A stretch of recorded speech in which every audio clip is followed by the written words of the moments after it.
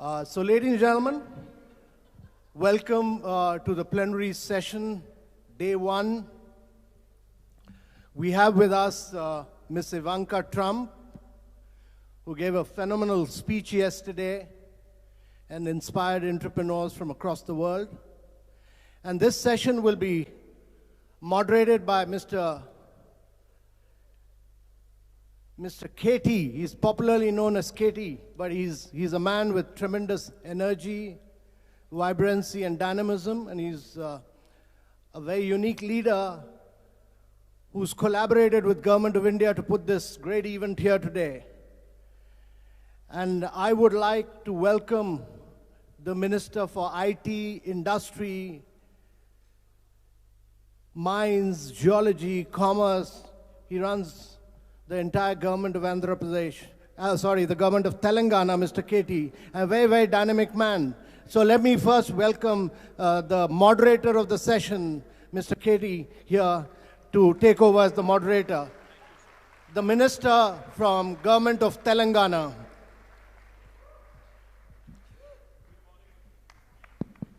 If we can make this thing work. Good morning. So welcome you back.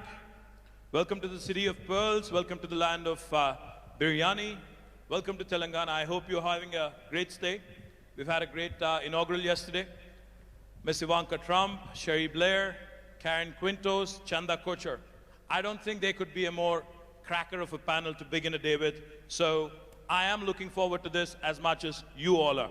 But before we get there, let me just quickly talk about the state I represent. I come from Telangana. My name is KT Rama Rao. I am the Minister for Industries, Commerce, Information Technology, Urban Development. I've had the privilege of serving as a minister for the last 3.5 years for the youngest state in India, that is Telangana, with Hyderabad as the capital. Now, in the last 3.5 years, we've tried to do some things which are truly unique, which are truly path-breaking when it comes to innovation, workforce, skilling, etc., which is the theme that we are going to talk about today. On the innovation front, as it was mentioned by Ms. Trump yesterday, today we have India's largest technology incubator in Hyderabad called the T-Hub, which has been doing exceedingly well. And by this time next year, we will be having the world's largest technology incubator / startup engine in our own city of Hyderabad right here. In fact, innovation has been a huge driver in the growth story of Telangana in the last 3.5 years. Our Honorable Prime Minister, Shri Narendra Modi, for the first time in Indian history, for the first time in the history of this country, talks about Startup India. He realizes the importance of innovation. He realizes the importance of skills. He talks about Startup India. He talks about Skill India. And he also talks about how to ensure that this large demographic dividend, which is up for the grabs for India, because more than 50% of our population is less than the age of 27. More than 2/3 of India today is less than the age of 35. So that goes to tell you, India has the largest think force. I don't like to call it workforce. India today has the largest think force on the planet for any country in the history of the planet. As the world is aging, India is getting younger. As the world today, the average age goes high and high, India is getting younger and younger. But that throws up a very interesting challenge. All the way from Hyderabad and Telangana government and right up to the United States and Trump administration. The one big challenge every government faces today is employment, is creation of jobs. Now that throws up an interesting question. How do we ensure that this so-called demographic dividend is completely harnessed, is completely leveraged by the governments? The human capital, how do we harness it? How do we ensure that this innovation and knowledge economy, how do we keep going? And how do we make sure, most importantly, women, for whom another added dimension, another compounded problem is the gender discrimination that is rampant across the first world, second world, or third world, irrespective of which country you come from. So we want to talk about all these innovation, skills, how do we ensure we create jobs? How do we also ensure at the same time we create both job creators, a platform for job creators like T-Hub, And how do we also ensure that for those people who are seeking employment, how do we make sure that they're adequately skilled? How do we also ensure that they keep refreshing their skills every so often? So like I said, I have cracker of a panel, and let me start by introducing the four powerful men. I have four powerful women. I've never done this in my life, moderation. So I'm a little nervous as well, so you have to bear with me for the next 1 hour. Let me start with Chanda Kochhar, the MD and CEO of India's largest private sector bank, a woman who's won multiple awards. I can go on and on, but she's been consistently ranked among the top 100 most powerful women by Forbes and Fortune, and the winner of Woodrow Wilson Award for corporate citizenship. Chanda, thank you. I think you're here. Chanda Kochhar, ladies and gentlemen, a warm round of applause, please. Next, I'd like to introduce Karen Quintus, the Chief Customer Officer of Dell, the highest ranked, most senior position held by a woman in Dell is currently held by Karen Quintus. Karen works very closely on the board of Dell, the highest and the most senior most position, the executive position with Michael Dell and the entire team. So welcome, Karen.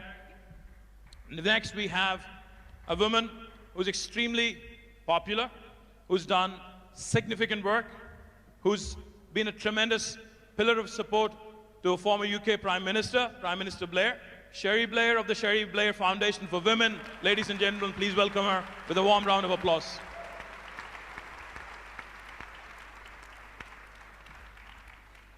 As I've mentioned, I'm the Minister for IT, Government of Telangana.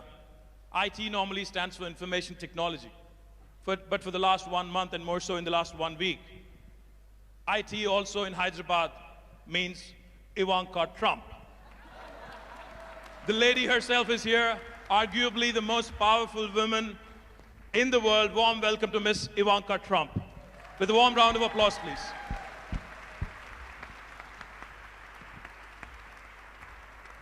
I didn't know what to call her because she dons multiple responsibilities, multiple roles, so I wanted to make sure we capture this moment. We have a banker, we have an advisor to POTUS, and many, many other things also. We have a lawyer, and then we have a chief marketing and chief customer officer. So welcome, ladies, and then we can get started. Thank you very much. What a group. Good morning. It is a bunch of really, really energetic people at 9 a.m. in the morning. Do you guys need more coffee? Well, this is a great panel. Thank you, ladies, for joining me. Let me start off by posing one question, and let me start off with Chanda. Chanda, you've donned multiple roles. You've been rated as one of the most powerful women in business by Forbes, by Fortune. You lead India's largest private sector bank. You're among the top 10 most influential businesswomen in the world. Let me ask you, what does it take really to ensure that you break through the glass ceiling, you work through whatever it is that is required to make it right to the top in the corporate world? Well, I think it's a combination of many things. It's what you yourself as a woman desire and want to achieve. It's what, the encouragement and support that you get from your family. And it's the entire ecosystem in the organization where you build your career. So let me start with the ecosystem first, because I think, I was very fortunate to be part of an organization that has always been a merit-oriented organization. And that gave all of us the comfort and confidence to say that if, even as women, we put in hard work, we'll be recognized for the work that we put in. We'll be given the next promotion or the next responsibility based on your capability and will not be discriminated against just because you were a woman. Well, beyond that, I think, it's about the woman himself or herself in that sense. Because, I have seen that women are actually sometimes even more capable and more intelligent than the boys that we recruit. I agree. I completely agree. But at the same time, we tend to give up when it's the most difficult time in our life stage, which is when we are starting our families. And I think that is the time when women need to decide not to give up. Because if you do not give up at that time, then you're able to continue for long. And I can later talk about what ICIC as an organization has done about really making life comfortable for women at that life stage. But I think that is very important. And I feel that at that time, you know, it was I who believed that I want to do this because it's my desire. I'm not doing it because someone is forcing me to do it.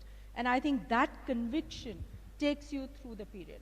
But beyond that, I must say that, you know, your family, your larger family, has to be a part of your growth and progress. And it's not, you know, as mundane as saying that they're supportive of what you're doing. I think that's actually putting their contribution in a very mundane manner. I think what gives the woman the inspiration is the joy and pride that your family feels in your every step. And that is the biggest driver and motivation for women. Fantastic, fantastic. Let me go to Karen quickly. Karen, Chandler represents the Indian corporate sector. She's an Indian woman who's made it right to the top, and she's worked her way through. How different is it in the United States? You've worked prior to Dell at multiple organizations, and you've been with Dell for the last 17 years. As I've mentioned, you're the top most ranked women in Dell right now. How difficult or how easy is it in the United States or the first world for a woman to reach right up to the top and to do what you've been doing? Well, first of all, I agree with everything that she said in terms of what it takes to be successful. The confidence that you have to have in you and your capabilities and what you can do and what you can enable, I think, has a huge impact. And I couldn't agree more on when you reach those difficult times and you feel like giving up is when you actually have to stay the course, because as a mother of three, two of which are daughters, it's unbelievable how much of a role model you can be as a successful woman in helping them and their friends and the larger kind of community and being successful. You know, candidly, I'm actually quite optimistic about what is happening now in this area. I think we all agree the numbers are not moving as fast as they need to be moving, but the amount of support that we are seeing in companies, CEOs, the White House, various other public and organizations in the support around getting more women into leadership roles and enabling that, I think today is remarkable. So it's still tough. I mean, there's still a environment out there that is really conducive to men, candidly, and I think through policy change, through culture change, through having great leaders step up and really want to change the game when it comes to this, I'm actually optimistic that over the next couple of years we're going to continue to see some real momentum. Great, great. Let me go to Sherry. Sherry, for those of you who are unaware, mine is the famous surname. She was a lawyer back in 1976. She started her own law firm, and for the first time in the history of Britain, she was the first wife of a prime minister who had her own career. I think that was the first time that has ever happened in British history. So Sherry, how difficult was it to be in the limelight and also to have your own career? And I'm sure there must have been a fallout, there must have been a few issues that emanate from it. So let's talk about it, and how difficult is it, again, to be in the spotlight again and to fight it out through your own career? Well, I think that, first of all, one of the reasons I was the first spouse of a prime minister to actually have gone to university, and that includes Dennis Thatcher, who didn't go to university, by the way, is just a generational thing. My predecessors, if you like, were of a different generation where girls didn't get educated. In fact, Dorothy Macmillan, the wife of Macmillan, the prime minister, actually told her daughter that she shouldn't go to university and stopped her going to university because she said all she needed to do was to know how to run a household. So there's a generational thing and a change in what we expect from women. What was it like holding down a full-time job as well as being married to the prime minister? Well, I didn't think after 20 to 25 years in my own career, where I'd worked when I had 3 children under 5, when I was essentially supporting my husband as he went on his political career. Why would I change my job just because he had changed his? Now, this did cause... Absolutely. This did cause some consternation in Downing Street, because they basically expected me to be there to be the hostess and the support, and to be wheeled out on the occasions when it was required. And I did all that, by the way. But one of the things that enabled me to carry on with my career actually was IT. Because by the time I got to Downing Street, I was able to conduct my business from Downing Street. So I might be dealing with my legal papers, I might be answering clients' queries from my desk. My client would not know where I was, nor would they know that possibly half an hour before that I'd been down greeting the First Lady of Tanzania to have tea with her. Now, I couldn't do that without IT, and that made a huge difference to me. And it's why, when I left Downing Street and I was thinking, if IT makes such a difference to a fortunate woman like me, surely there must be opportunities for using IT to bring advantages to women entrepreneurs across the world. And that's one of the missions of my foundation, which is to help women with what we see as the 3 C's that they need for growing their own business. And the 3 are, we've mentioned one already, confidence. Because too many women are told what they can't do, not what they can do. The second C is capability, capacity, it's training, it's women, again, don't get the same access to education across the world as men do. Business is partly instinctive, but partly it's about knowing how to run things right, how to read a spreadsheet, how to build a business plan, how to make the right sort of pitch to get the sort of money that Chandler will then loan you, the whatever capital that you need. And the third one is access to capital. And capital is a big issue for women entrepreneurs, and I know there must be many of them in this room that know only too well that when it comes to getting the money to grow and expand your businesses, it's very hard to move the needle, to get beyond the skeptical, often male officers in the banks who don't actually really believe that a woman can succeed in business. And so we work with our women to build those things, and we do that by using technology. And finally, I'd say this, you know, if we're going to do anything in this world, we've got to do something about men. All right. Yeah, that includes you. Men need to men need to understand that women are their equals. Men need to understand that women do face obstacles that they don't understand, and men need to understand that they need to do their share as well. I was recently at the American Embassy in Delhi, where we'd done a program with the American Embassy called We Can, and I know 2 of our women entrepreneurs who won that competition are in the room here. But we had a group of 25 Indian women entrepreneurs who came to present their business ideas. At the same time, the American Embassy had invited along some IT entrepreneurs that they had been working with, mainly men. And the women were talking about their obstacles, and yet one of the young men stood up in the audience and says, I don't understand what this woman is talking about. He says, sometimes when I go to an interview or to seek a business, people ask me about whether I'm married, and, you know, I don't find that offensive, so why are these women complaining that they can't get any help and assistance, because when they come there, all everyone is asking them about is whether they're married.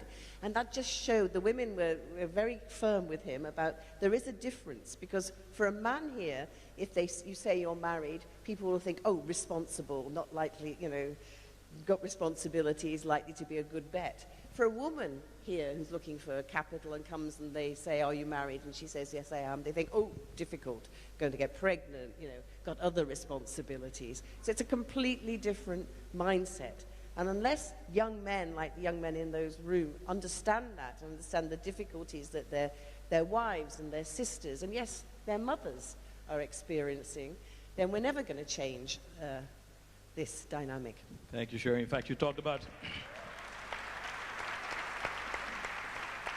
Sherry talked about 3 C's: capacity, confidence, capital. I think the 4th C today, Sherry Blair. Ivanka, you are advising the leader of the free world. You have a unique opportunity to bring about a huge, drastic transformation across the world, especially from the women's perspective that Sherry so eloquently spoke about. In India, in Telangana, we do a bunch of things with the private sector as well. We work with Cisco in a program called Women Rock IT. We also work with Microsoft, another US company, in what is called as Girls in Technology. We also work with Facebook in what is called as Boost Your Business. We work with ICICI and a bunch of private sector players. My question to you is, how can a government, be it the United States or India or any other province in India or across the world, how can a government ensure that we do more in terms of policies for bringing in more women into workforce, ensuring that they're skilled, and also how can we work with the private sector in ensuring that we give a larger share to women, which is what we've been talking about. Well, thank you, and thank you for having me here today on this remarkable panel. So much of what was said was deeply inspiring, and I agree with wholeheartedly. So one thing I'd just like to throw out there is these aren't women's issues. We're half the population. So we have to just start thinking about them as critical issues, not women's issues. So the role of strong male voices in this conversation, to Sherry's point, is very, very important. Also, going back to something else you said, Sherry, I think one of the reasons we're seeing an explosion of women's entrepreneurship is because traditional workplaces often haven't worked for us. We are disproportionately providing unpaid care while also needing to support our families financially. In the vast majority of American homes now, all parents work.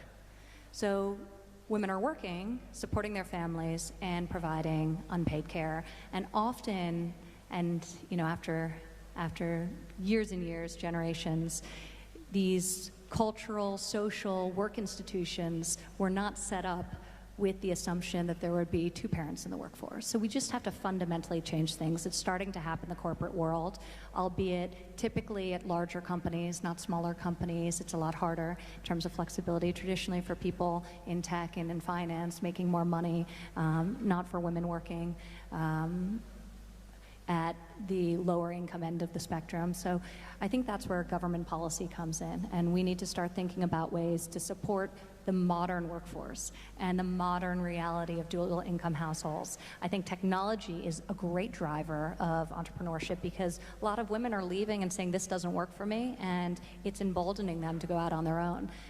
Technology is reducing barriers to starting new businesses. It's creating flexibility around schedule. So you can work just as many hours or more, but maybe you work some of them after you've put your child to sleep from your living room or from your kitchen table. So I think technology offers tremendous opportunities to women and women entrepreneurs, and we're seeing that in terms of the explosive global growth and domestic growth we're experiencing in the United States. But going back to public policy, I think it's incredibly important we have policies that support the modern working family. You see in tax reform the expansion, the vast expansion of the child tax credit, recognizing the massive investment parents make into their families at a time when wages have stagnated for so long, and working parents really need relief. The child independent care tax credit, tackling the cost of childcare and the fact that it's not only inaccessible in large portions of the country, particularly in rural America, but the cost is enormous to many American parents, and they're unable to afford to provide high-quality childcare. So that's another issue we're addressing. So you see some of that agenda coming to life through components of tax reform, and coming into the new year, you will hopefully see it in a national paid family leave program that we're working hard to build coalitions of support for. The president included it for the first time ever in his budget this year, paid family leave, maternity, paternity, adoption, and I'm very encouraged by that step, and we'll be working with Congress to try and pass what is a long overdue policy. So that's where you have public policy and many other things we're doing This is a panel focused on skills training and workforce development, and we're really seeking to fuel that and make sure that we have the best trained next generation, K through 12, rethinking what we're teaching and the alignment of what's being taught in the classroom with the jobs available in the economies into which the students are graduating, but also worker retraining and skills training for older workers whose jobs have been displaced or are looking for new opportunities in their own lives as well. So this is an area we've been very focused on, and I can talk about in more detail if the conversation takes us there. But you'd mentioned the private sector, and I can't say how important this is. I mean, it's really all innovation comes from the private sector. That's where it starts, that's where it originates. And government, and thank you to all of you out there and you incredible entrepreneurs who are taking some of the world's greatest challenges and obstacles, whether it's humanitarian aids or just providing a service better or reinventing or inventing a new idea. So it's incredibly exciting what you're doing, but government's role is to help fuel that, to eliminate barriers, to create an environment in which you can really accomplish your dreams and your goals, and we're seeking to do that domestically, and very excited about the work we're doing internationally to create opportunities for entrepreneurs and women entrepreneurs, especially in the developing world. Fabulous. In fact, let me compliment the Trump administration on, as you said, as you put it, long overdue, policy reforms which are in the offing now, and I do hope Congress passes it, and I do hope the Trump administration actually has a huge victory, especially in this very, very important sector. Chandler, you have a very ambitious ICICI digital village outreach program. You've already targeted 11,000 villages across 17 states, and out of which you've already created 7,500 women entrepreneurs. So what goes into ensuring that these women entrepreneurs in these villages from the rural settings, how are they empowered? How do you ensure that? I'm sure there must be obstacles in trying to bring them into the workforce. I'm sure there must be a lot of challenges. How do you overcome that? And how do you also ensure that they stay on top of their game? And how do they keep sustaining what they do? So let me take this in two parts. Let me also tell you what we do at ICICI to just encourage women participation in a large organization. And then let me tell you, as our CSR, what do we do in the villages to encourage women, in the rural areas. So in the organization, as I mentioned, we are an absolutely merit-oriented organization. And in fact, if people ask me, do you have special policies for women? We actually do not have real special policies for women. And I think the only special thing that we do is to create that environment where women feel confident that it's on the basis of their merit that they will rise. Fantastic. Having said that, we also realize that, at specific life stages, women need that special care so that they don't give up. And I'll just point out to a couple of policies that we've started. So we've started something called I Work at Home, where we allow women, especially the young mothers, or even women who have to take care of their elderly parents or parents-in-law, to work from home for extended period. And this is not just about sitting and doing some data entry in some corner, but we create a work environment where through the use of technology, we have their computers linked online with our back-end systems. We have, face recognition so that we know that it's only the woman who's working. We have face recognition to say that if there's too much crowd around the woman and children are moving around, then the computer will shut off. So in a way, we create a real working environment where over long periods, people can work from home and they do not lose out on their career progression if they're working from home. Fantastic. Fabulous. The other thing that we've started lately is actually to say that any mother who's got a child up to 3 years of age, and if that mother travels overnight for office work, we of course pay for the mother because she's going for office work, but we also pay for the travel of the child and the travel of a caretaker so that the mother can take the child and caretake her around. Fabulous. Fabulous. Chandler? So these are some of the things in an organizational environment.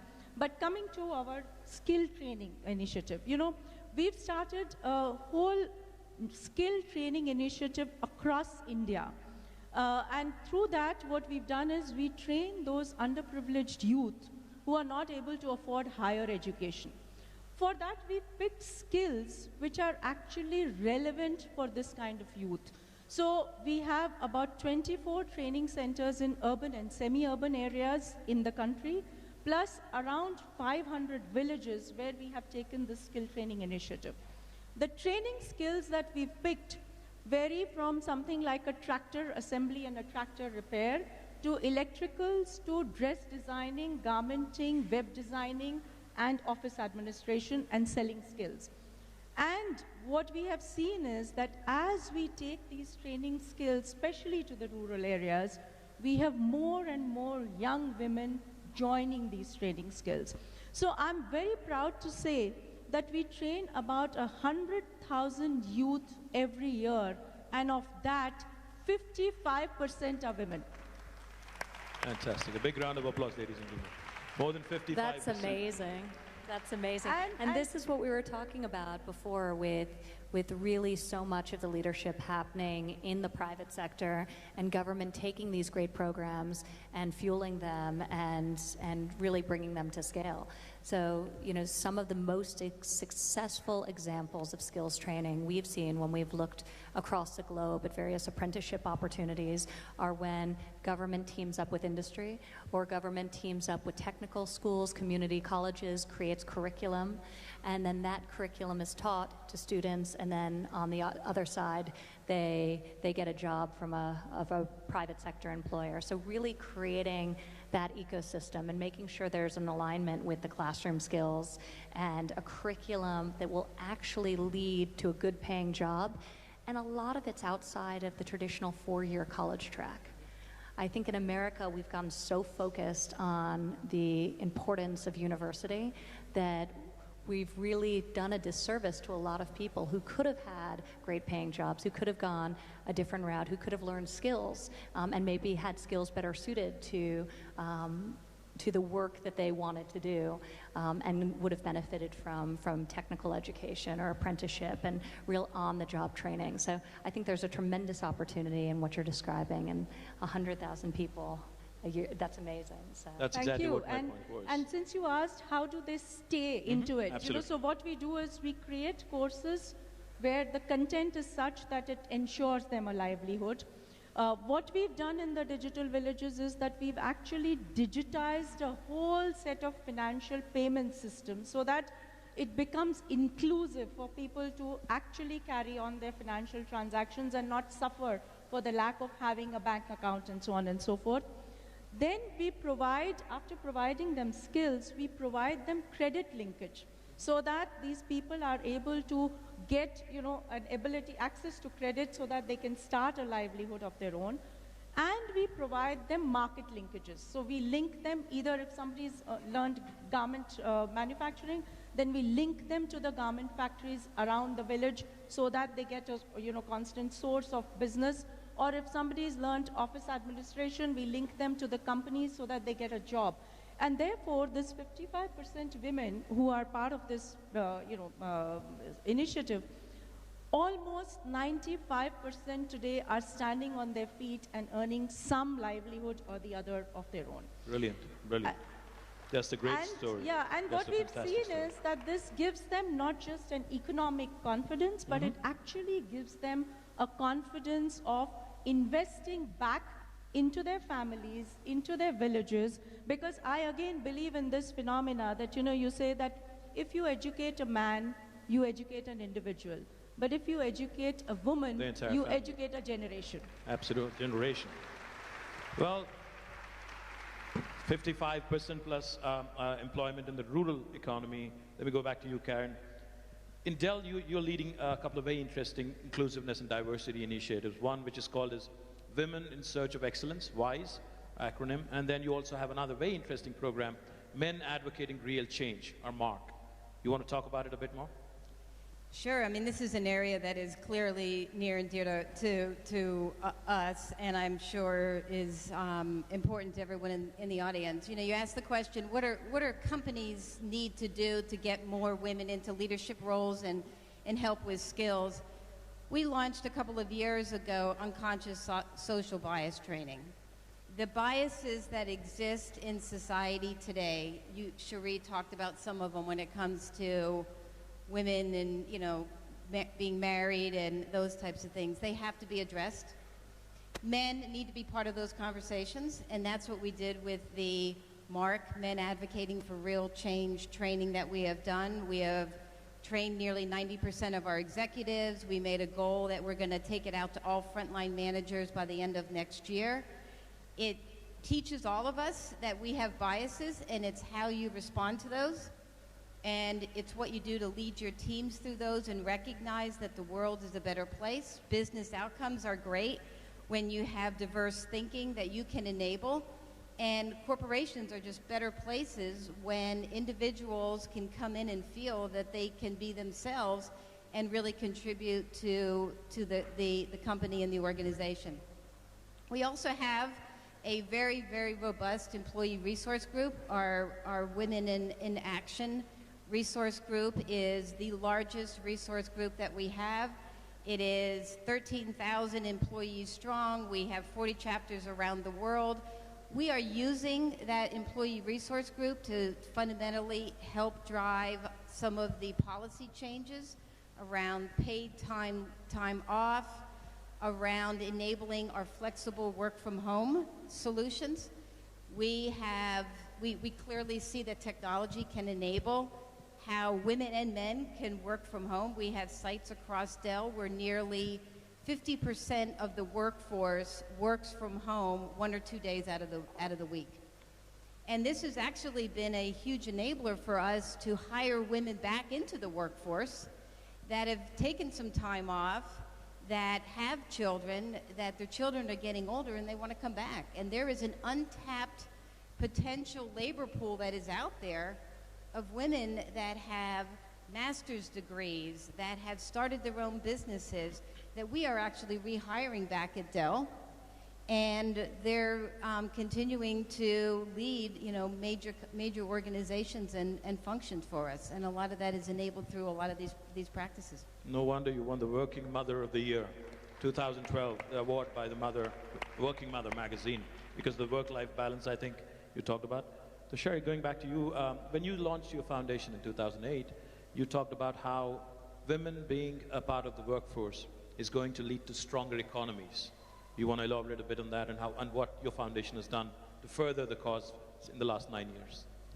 Well, I think the frustration I feel after, as you say, we founded the foundation in 2008, is that, you know, all the research we see all the time shows that by empowering women, by women getting engaged in the economy, that makes stronger economies. McKinsey recently produced a report which said that the world GDP would increase by $28 trillion if women were given equal access to economic opportunities that men have. And yet this year, the World Economic Forum Global Gender Gap showed that when it comes to women's equal access to economic opportunities, we've actually gone backwards. So the dial hasn't gone forward, it's actually gone backwards. So what is going on? There are clearly, it's not enough to keep producing evidence that empowering women makes a difference. We've actually got to make sure that people do something to implement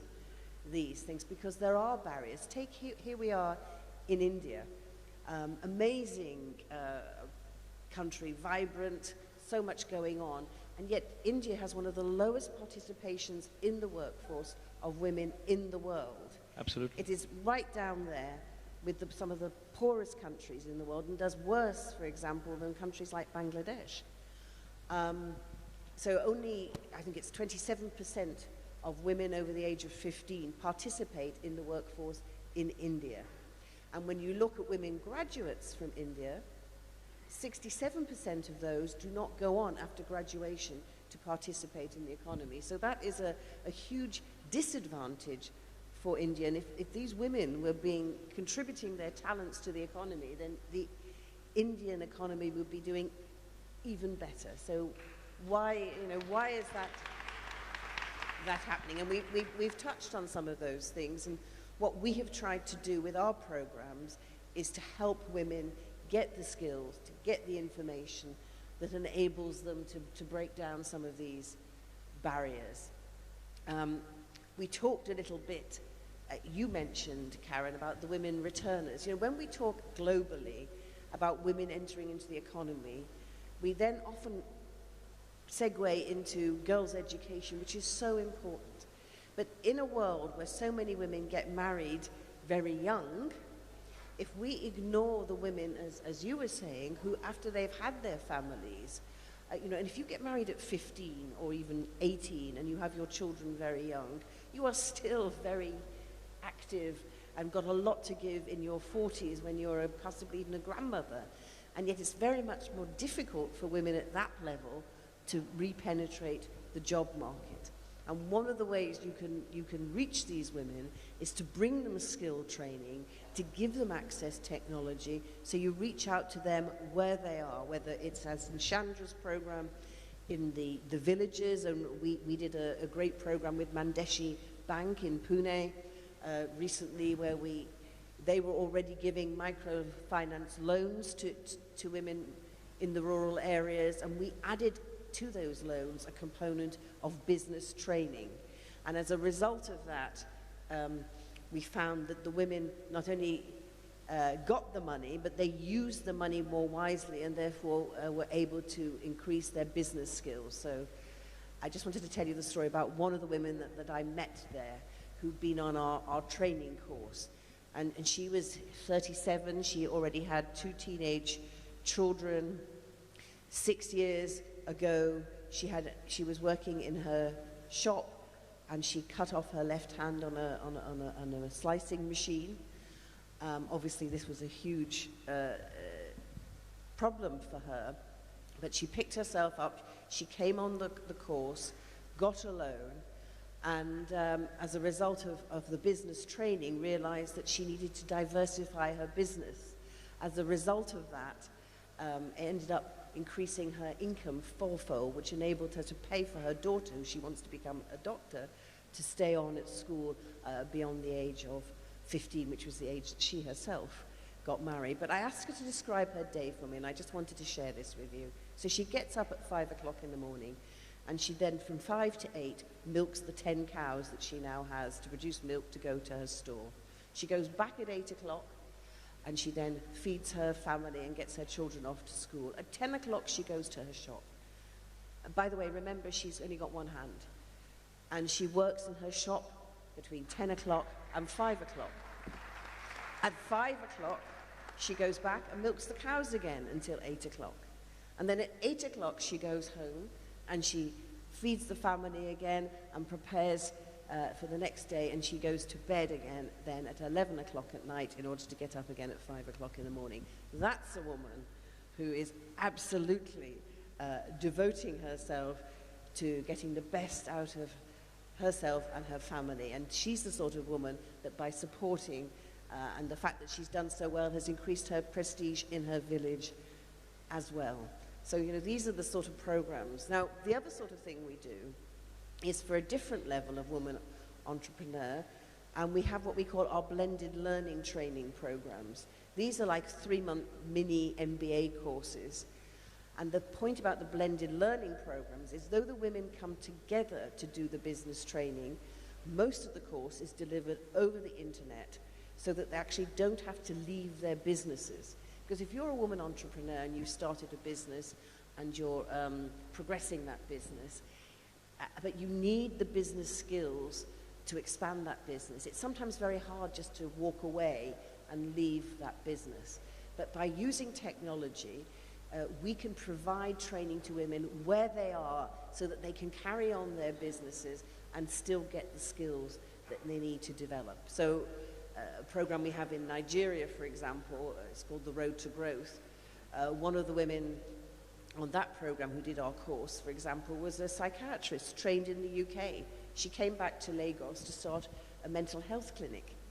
And she said, you know, I'm obviously an intelligent woman, but no one had ever taught me about business skills. So I start this business, I know how to do the medicine, but you know, then it's a question of, well, how do I manage my finances? How do I manage my staff? How do I present a business plan? And so the blended learning training gives women the skills, but doesn't require them to have to go away for weeks and months on end in order to be able to do that. So we have to find practical solutions to help women who are earning money now do better at what they do without requiring them to have to make the sort of sacrifices that they can't actually make by giving up their businesses altogether. Absolutely, practical solutions. Can I just add one thing to Cherie, because it's actually an example that you all can see here at GES, and it speaks to how do we help connect women, and in particular women entrepreneurs, up to the skills, the training, and everything that they need. One of the things that we discovered years ago as part of the work that we've done around women entrepreneurs is access to capital, access to mentors, access to skills, access to expertise that exists out there. And through technology, we built this platform, and you can see it in the Dell booth, called Alice.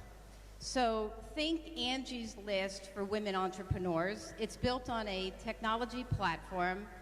It uses big data, artificial intelligence to hook women up with other women and the needs that they have around, I need capital access. I need to understand, you know, legal capabilities. I want marketing skills that will help me figure out how to market my company. And through this platform, we have thousands of women that are interacting with other women that they can connect real time with. And through technology and big data, this platform continues to be smarter and smarter and smarter. And our goal is to enable millions of women that can get the access to the skills, the training, and everything that Cherie and her foundation are helping to enable. So I think technology can really, really help there. Technology, practical solutions, sacrifices, and the wonderful work that your foundation is doing. My compliments. Let me turn back to Ivanka. Ivanka, a McKinsey Global Institute study shows that if we are able to close this workforce gap by 12%, we would actually be increasing the world's GDP by 25% by 2025.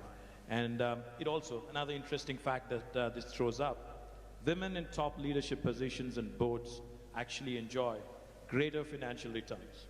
So was that a conscious choice to run your entire enterprise, Ivanka Trump, with all women leadership and completely run by women? Was that for the bottom line? Was that to make sure that you have more women in the right positions, or how do you go about doing this?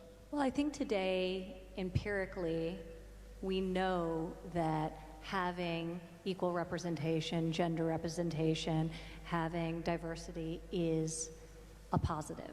It's financially beneficial to business. And that's what's pushing corporations, not just a social responsibility, but a fiscal responsibility to their shareholders. And that's what's pushing businesses to diversify at a faster rate than if they were doing it for some other motivation. So that's exciting. And we're seeing all the studies, we're seeing all the data to support that very fact.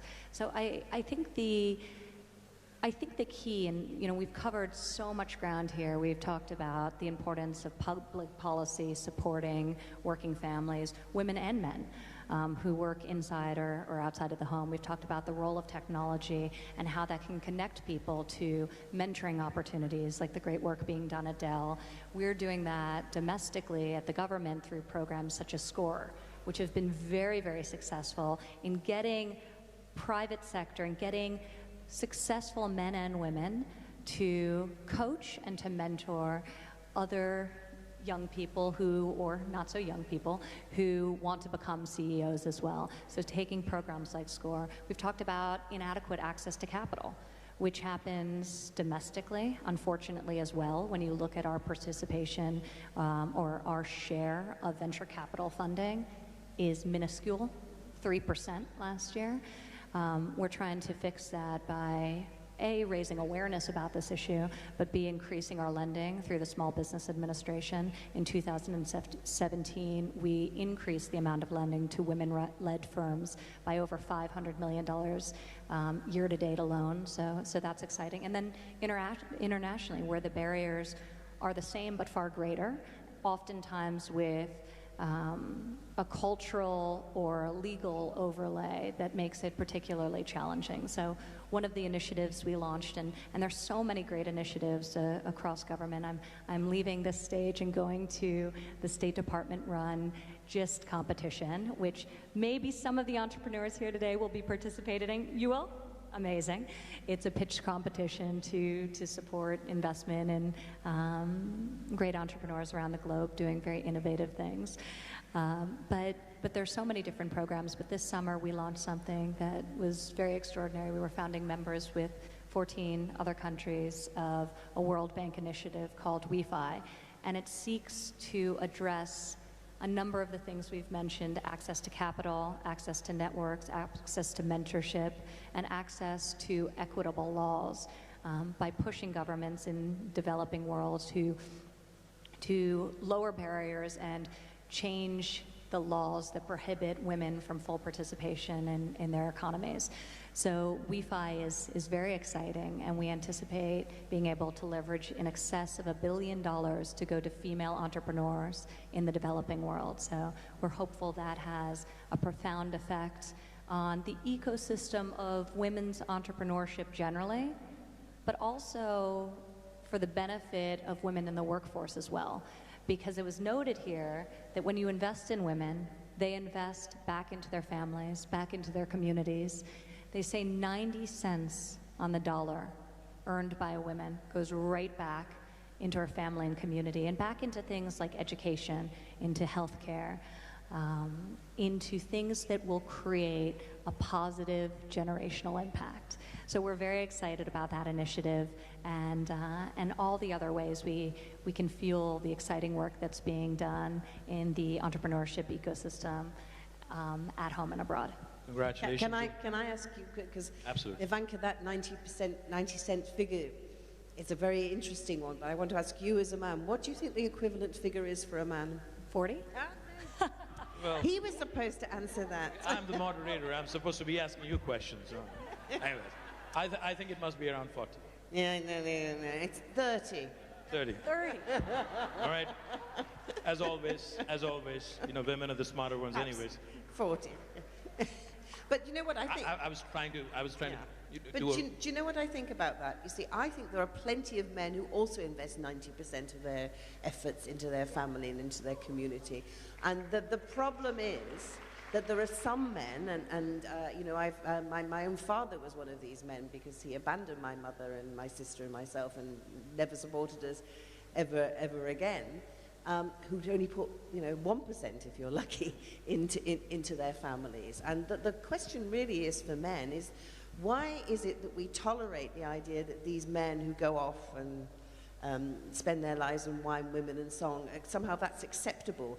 The men who put 90% of their efforts into their families should be speaking out more loudly and saying, these men that don't do that actually are letting us all down, rather than just shrugging their shoulders and saying, oh, well, women, they do 90%, we do 30 to 40 as men, but that's okay. Because actually, it isn't really okay, is it? It's true, and I think this is something, Sherry, that I'm glad you brought up, but I'm actually very optimistic about, because I see the landscape changing, and especially when you look at the next generation coming up.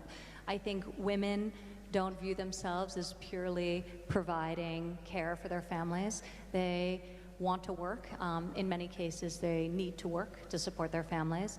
Men, similarly, are taking a much more active approach in raising children and participating in the family than in previous generations as well. And we see this happening on different scales, but all over the world. And I see this generational shift that is very exciting, because when you think about true equality, it starts with having this level playing field and sharing the responsibilities, domestic responsibilities, as well as work workplace responsibilities much more equitably. So I love the natural shift that we have happening, but I think talking about these issues, and I think men talking about the fact that they're not financial providers alone, that they want to participate, that they want to be involved parents and fathers is incredibly important as well. Now that you raised a very personal question, let me throw a quick question to all of you. I've learned that all of you are privileged to have a daughter, also each of you. I have an 8-year-old daughter also. So what would you say is the single most important thing that you would like to see changed? We talked about multiple things. We talked about capacity, we talked about confidence, we talked about mentorship, we talked about collaboration with the private sector, we talked about rural sector. What is that one single important thing from a government and from the societal perspective that you would like to see differently, say, a decade from now? We'll start with you, Ivanka, and then we'll move on to others. We have about 5 minutes, so let's make this crisp. Well, I think I have a 6-year-old daughter, and I'm actually trying to get rid of some of her confidence. But I think the purity of a young girl and the lack of assumption around what her role is, what she should do, what she shouldn't do, what she should like, what she shouldn't like, the longer we can preserve that, the better. So I'm always inspired by my daughter because she makes me realize how many ingrained biases even I have that I don't realize that I'm accidentally putting on one of my children, my sons or my daughters. So I think look at our smallest children and see the world as much like they see it as humanly possible. And hopefully Arabella grows up in a world where she's never told she can't do something because of her gender. Certainly, she'll never be told that by her mother. Fantastic. A big round of applause, please. Ingrained bias, which is even within all of us. Tell me about it. I'm a man, so I'm obviously going to have a little bit more of that. Chandler, a quick point on what you would like to see differently a decade from now, the single most important thing.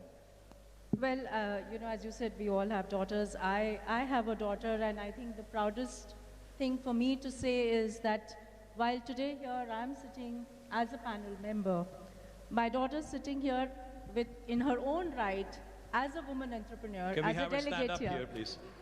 Miss Kocher's daughter. There she is. A big round of applause to the young lady. What's her name? What's her name, Chandler? Aarti. Aarti. Many congratulations, Aarti. But what I say is that for me, my biggest inspiration are my children. And, why is my daughter my biggest inspiration? Because I think at her age, I expected my mother to do so many more things for me than what she expects her mother to do, because she doesn't find the mother around. She's a strong young lady.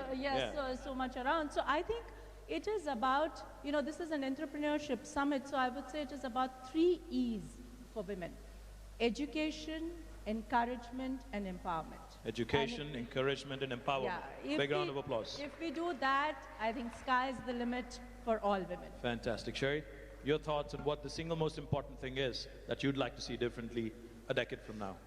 Well, I've got a daughter, and I've also got 3 sons. And if you were to ask me, what's the most important thing for my daughter, I think the most important thing is actually to marry well. And if you choose the right partner. Choose the right partner. And therefore, when I talk about what I want to see for my daughter, I actually think more about my sons, because as a mother of 3 sons and 1 daughter, I have to actually think, how am I bringing up my sons? And for a long time, my main concern was that one day my boys would come to me and say, "Mum, here's my girl that I'm going to marry, and I want to let you know that she's going to stay at home and look after me." Fortunately, that hasn't happened. My youngest is only 17, so if he came and say he wanted to get married, I'd be a bit upset. But my 2 elder boys are both married to very successful career women themselves. But the one thing I said to both of them before they got married, the day before, I said, "I know you're all very proud of your wife and her career and what she's doing, but the crunch time will come is whether you're prepared at some time in your career to take a step back in your career so that her career can flourish." Because if you Fantastic. constantly think that yes, she can have a career, but it's always secondary to mine, then it's never going to quite work, is it? Because the girl will always then have to take the Since you mentioned also choosing around. the right partner, one of these days when I'm going to catch the Prime Minister, I'm going to talk to him about his perspective as well on choosing the right partner. Can you also mention to him when is the time when he's going to take a step back in his career so that I can get on with mine? Absolutely. I shall ask him that. I do surely shall. think, though, and I just want to layer something on top of that, because I do think you're right, that conversation needs to be happening about who's going to step back if somebody is going to step back. But I do think we have to do a better job of recognizing that all women are working women, whether they're working inside the home, raising their families, or whether they're working in a professional capacity. And I think we have to celebrate that decision either way. But we need to create an environment in which people can make the decisions that are right for their family. So destigmatizing men making the choice to do that, but also not disincentivizing or not frustrating women who choose that as the right path for themselves as well. Well, we're actually out of time, but... I want to say one thing. No, absolutely. In fact, all I was going to say what is... needs to change? I think we need to see more women and girls in STEM-related roles, whether they are entrepreneurs that are creating innovative technology, big data, I mean, all of that, or whether it's girls that are graduating with STEM-related degrees. The numbers are really scary, and that is where the jobs are going to be. I mean, the salaries are going to be higher, the job security is going to be greater, technology is permeating everything, and what I would love to see is a much more balanced set of graduates and women that are in STEM-related fields, because it's going to be a huge business imperative for many, many companies and governments around the world. Well, while we are out of time, I think I have some very powerful women in the world sitting on this podium, so I'm going to take my liberties. I'm going to ask the organizers to give us 2 more minutes, and then we'll close out some final thoughts. Chanda, on what do you think, again, on skills, training, capacity? We covered multiple issues. Final thoughts, closing remarks on what we should be doing. Say, 60 seconds? Yeah, so I said that, education in terms of in empowerment, you actually cover everything, whether it's skill, access to credit, and all that. And in terms of encouragement, it's the social approach towards women. But I want to take 1 minute to talk about India, because this is a forum where I think we should talk about India. And I just want to say that, for India, this is today a matter of both celebration, because India has come a long way, as well as a matter of resolving that there is lots more to do. So, clearly, as Sherry said, that, not even 25% of the graduated women really participate in the workforce. And therefore, the same McKinsey study says that for India, actually we can add in the next 8 to 10 years, $700 billion to our own GDP if we actually bridge this gender gap. But the way I look at it is that I think this is a glass half full, because that is what is the potential for India and India's GDP. But while we have a lot to do, I think I just want to tell this forum that I think India still does much better than many, many other countries in the world. And let me take, it's a wide spectrum.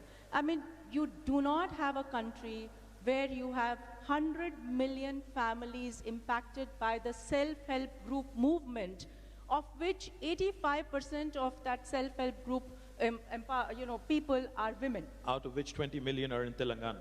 Yeah, yes, absolutely. So you move from there to the whole entrepreneurship thing. And I think India's economic structure is changing. It's no longer just a manufacturing or a services economy. It's now becoming an entrepreneurship economy, an economy of value chains, which gives women more and more enablement to create their own niche and to start their own careers. And what bigger testimony than to say that in India we are able to put up a platform where more than 50% participants are women today, sitting right here. Fantastic. Big round of applause to the ladies, the women entrepreneurs who've showed up at the Global Entrepreneurship Summit. And then let me take this little further to say that it's India that has produced sportswomen in fields that get us medals and, things like wrestling and gymnastics, which were so far, typified as being men's sports. Today, India has women fighter pilots in the Indian Air Force. Today, it's Indian Navy that has started an all-woman circumnavigation around the world, just as an expedition. Today, India has a defense minister who's a lady. Today, India has, senior ministers who are ladies, and there is no country in the world where 40% of the banking sector is headed by women. Lovely. That was a great note, great closing note from a banker. Ivanka? First of all, I appreciate the discussion and all the panelists for just a really great dialogue that happened here today. But I do want to follow up on something that Karen was talking about as it relates to STEM education particularly. Because when you think about the landscape in the developed world, where there has been better access to capital, certainly, than in the developing world, and more progressive policies to support working families, in some cases better than others. But there has been a stagnation in terms of closing that gender wage gap. And it's really sort of persisted and stayed, it closed, and then flatlined over a decade ago. And it stayed that way. And when you really break down the reason for that and what's causing that, it's women traditionally have in fields, and when you look at industry segmentation, you have a lack of participation of women in higher growth fields like STEM fields, in computer science fields. And you also have an unfortunate circumstance where traditionally women-dominated sectors of the economy are undervalued financially and are underpaid financially. So I think both need to be disrupted. We need to get more men into so-called women's fields, and we need to get more women into STEM fields where our participation rates are really abysmal. I'm incredibly fearful that when you look out and you think about where the future of work is going, that if women continue to represent only 13% of engineers in the United States, or continue to represent only 24% of computer science professionals, that the gender wage gap is actually going to grow as opposed to contract in the years to come. So I think this is something we need to address. It's something that this administration in the United States is very, very focused on. Each president has the opportunity to prioritize for the Department of Education what they want them to focus on. And the president issued a presidential memorandum just last month instructing the Department of Education to prioritize STEM education.